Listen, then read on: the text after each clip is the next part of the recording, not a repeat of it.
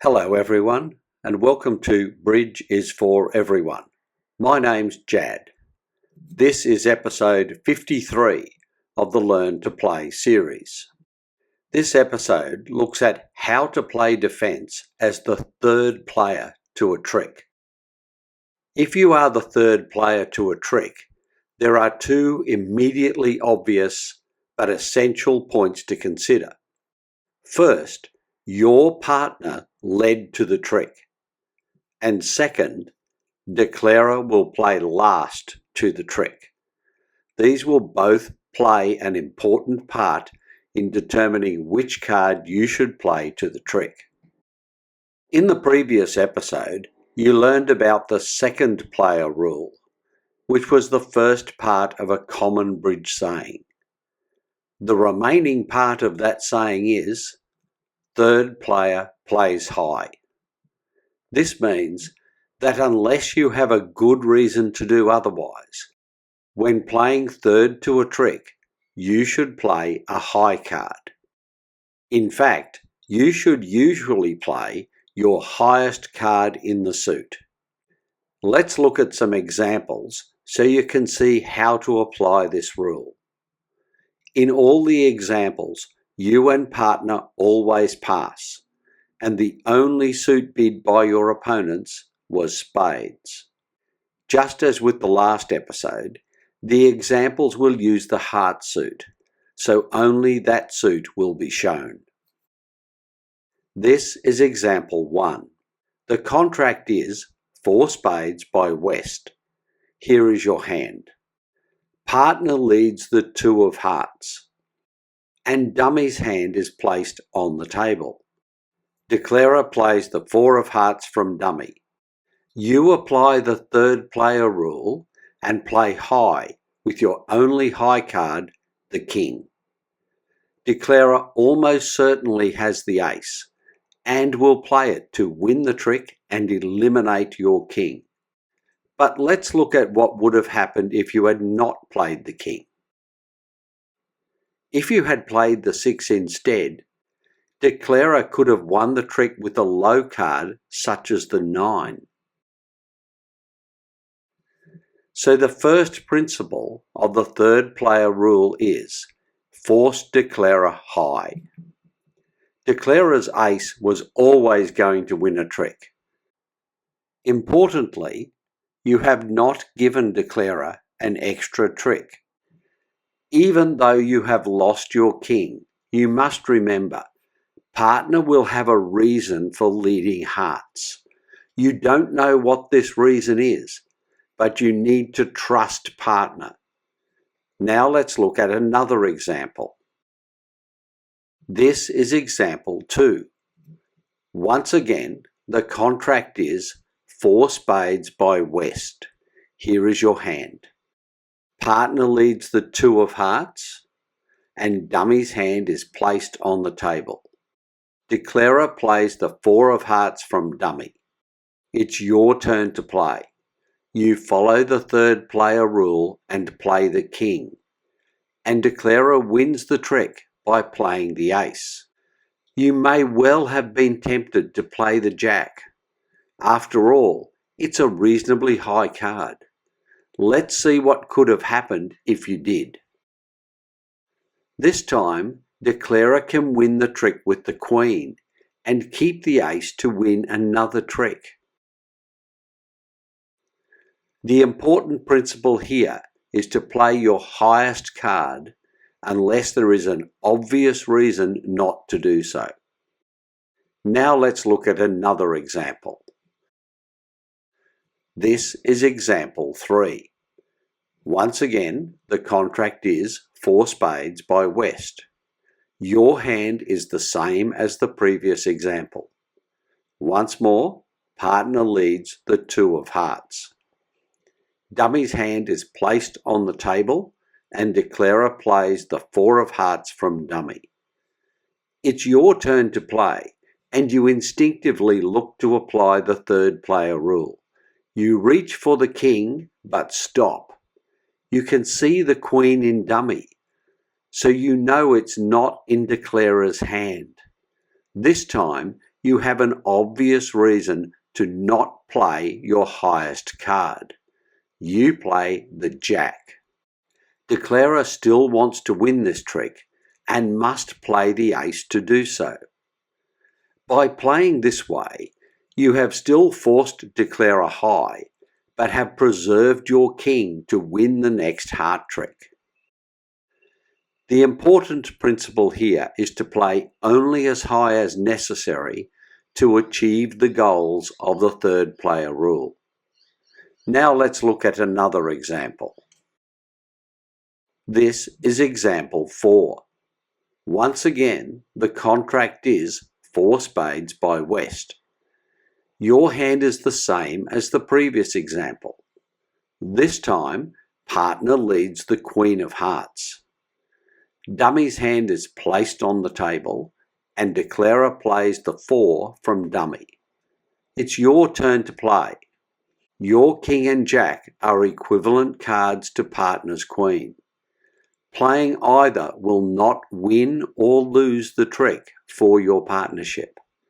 So this time you will not follow the third player rule.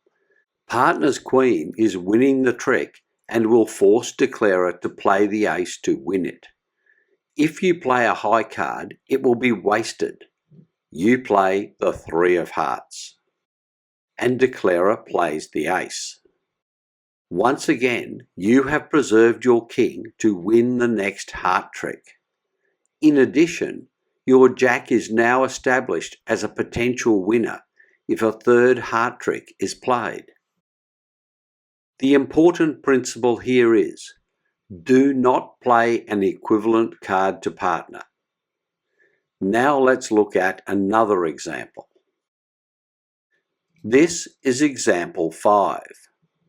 This time the contract is 4 spades by East, so West is dummy. Your hand is the same as the previous example. When we join play, Dummy's hand is already on the table. Partner leads to the first heart trick with the 2 of Hearts, and Declarer plays the ace. You could follow the third player rule and play the king, but this would be pointless. Declarer will win the trick with the ace whatever you do, so you play your lowest heart, the 3.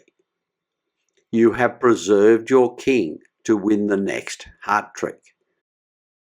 The important principle here is, do not play a pointless high card. A high card played must have a chance to win. Now let's look at another example.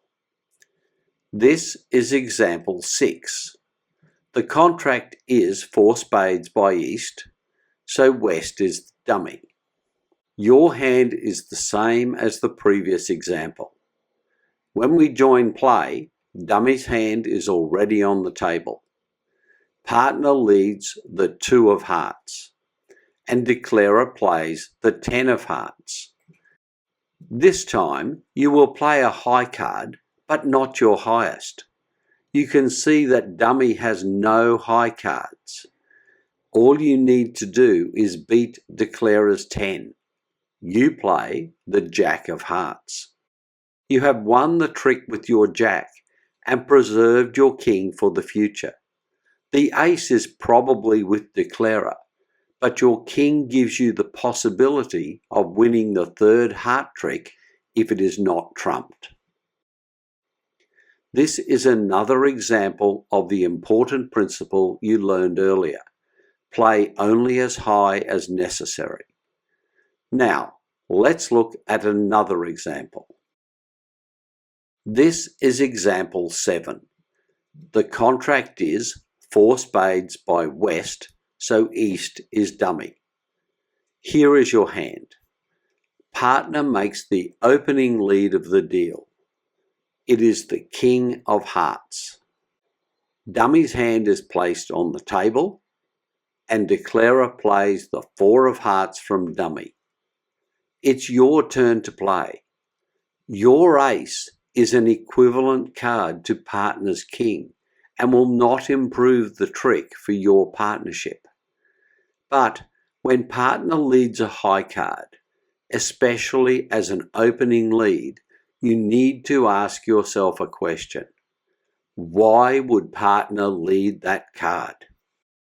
You know from previous examples that leading the king usually means it is part of a sequence. In that case, it guarantees that partner also holds the queen and possibly more high cards. Let's see what will happen if you play low. Assuming declarer plays a heart, partner will win this trick with the king and will then almost certainly lead the queen, as you learned to do in previous episodes. Declarer will play the 7 from dummy, and you are then forced to play your only heart, the ace. Assuming declarer has a second heart, you will win the trick and must lead to the next trick. Partner may well have the jack of hearts, a winner if declarer started with 3 hearts, but you cannot lead a heart because you have none. Disappointed, you look for a different suit to lead. But there is a better way to play. Let's go back to the first trick. This time, because you know partner is very likely to have a sequence, you will play differently. As you saw, your ace has the potential to block partner from making tricks with the sequence. So you must unblock the suit.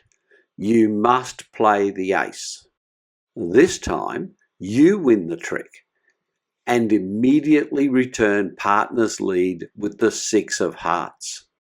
Declarer plays the 5 of hearts, and partner wins the trick with a low card from the sequence. Once again, your partnership has won the first 2 heart tricks. But this time, the lead to the third trick is with partner. If declarer started with 3 hearts, then partner is guaranteed to win a third trick. So the final principle of the third player rule is, when partner leads a high card, probably showing a sequence, unblock with a doubleton by playing high. This episode covered more of the basics of bridge. It explained the rules for playing as third player in defence, when and how to play a high card. In future episodes, I'll cover everything else you'll need to be a confident and successful bridge player. Thanks for watching. If you enjoyed this video, please give it a like and consider subscribing to this channel. Until next time, this is Jad reminding you that bridge is for everyone.